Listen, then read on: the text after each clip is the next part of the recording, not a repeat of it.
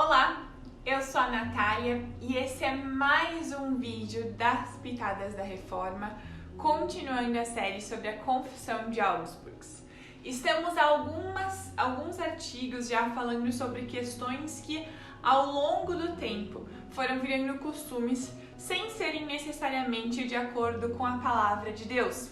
Como a própria confissão diz, mandamentos de Deus que com justiça se há de respeitar mais do que qualquer costume. Com isso poderíamos pensar que a igreja aprende com o seu erro e não os repete. Mas veja bem, não é bem assim que acontece. O artigo de hoje fala sobre a distinção de comidas, um equívoco que era feito quanto ao que comer, se podia comer, como jejuar e suas demais práticas. E ele inicia falando que anteriormente ensinou, pregou e escreveu que diferentes comidas e tradições semelhantes, instituídas por homens, servem para merecer graça e satisfazer pelos pecados. Por isso, buscou-se diariamente novos jejuns, novas cerimônias, novas ordens e coisas semelhantes. E nisso se instituiu muito como se tais coisas fossem culto divino necessário, pelo qual se merecesse graça e, caso não fosse realizado, gerasse grande pecado. Um cenário montado perfeitamente para o alcance de algo pelas boas obras, não é mesmo? A partir disso, a confissão abordou 3 pontos que eu quero compartilhar com você nesse vídeo. Em primeiro lugar, essa realidade dificulta o entendimento sobre a graça de Cristo e a doutrina da fé, que a partir do Evangelho nós vemos como grande seriedade, por vezes perdendo até a centralidade de Jesus e o fato de que a fé em Cristo deve ser posta muito acima de todas as obras. O segundo ponto é de que essas tradições também dificultam a compreensão sobre os mandamentos de Deus, por serem colocados muito acima dos preceitos divinos. Se criou um padrão do que é a vida cristã, e só seria considerado aqueles que o seguissem nas festas, no jejum e na forma de se vestir, desconsiderando outras boas obras que eram consideradas mundanas e não espirituais.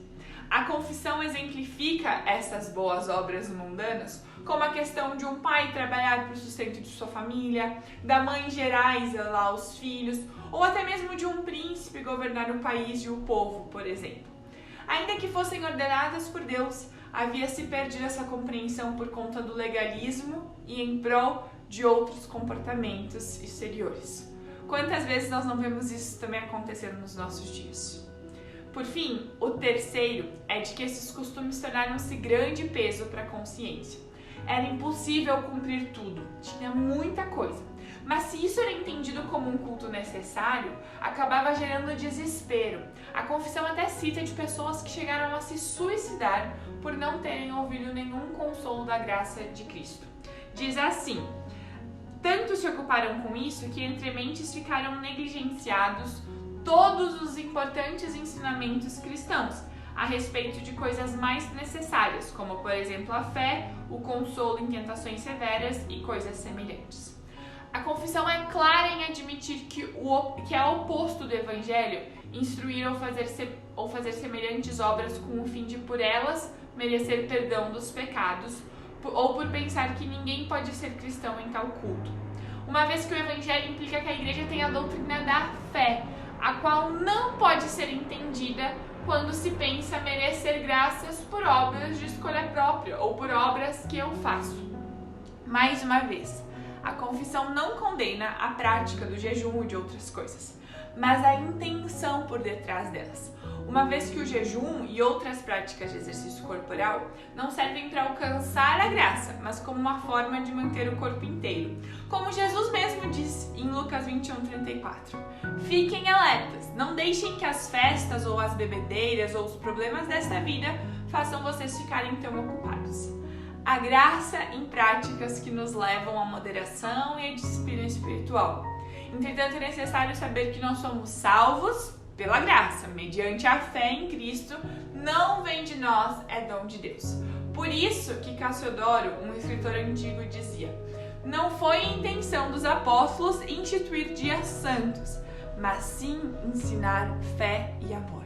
Aí que está a diferença.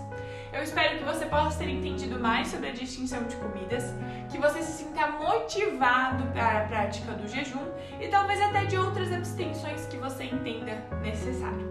Mas que independente disso, que você saiba que não somos nós que alcançamos a graça por aquilo que nós fazemos, mas sim que ela vem até nós por meio da fé. Se esse vídeo foi importante para você, compartilhe para que mais pessoas possam ter esse entendimento. Deus te abençoe e até a próxima Pitadas da Reforma. Tchau!